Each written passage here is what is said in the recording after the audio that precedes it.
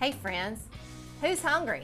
If cheesy Crescent chicken casserole isn't your kid's favorite comfort food meal, it soon will be. Melt 3 tablespoons of unsalted butter in a saucepan over medium heat. Then whisk in 2 tablespoons of all-purpose flour and cook for 2 minutes. Reduce the heat to medium-low, then slowly stir in 1 cup of heavy cream.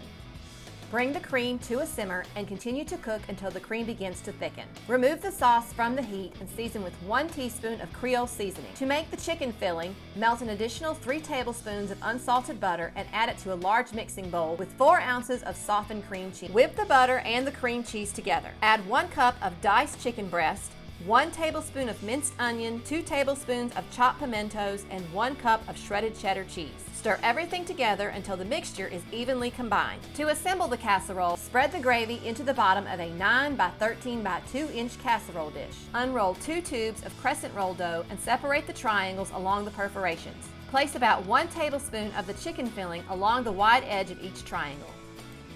Carefully roll the crescent rolls up around the filling. Then arrange the stuffed crescent rolls over the sauce you just spread on the bottom of the casserole dish.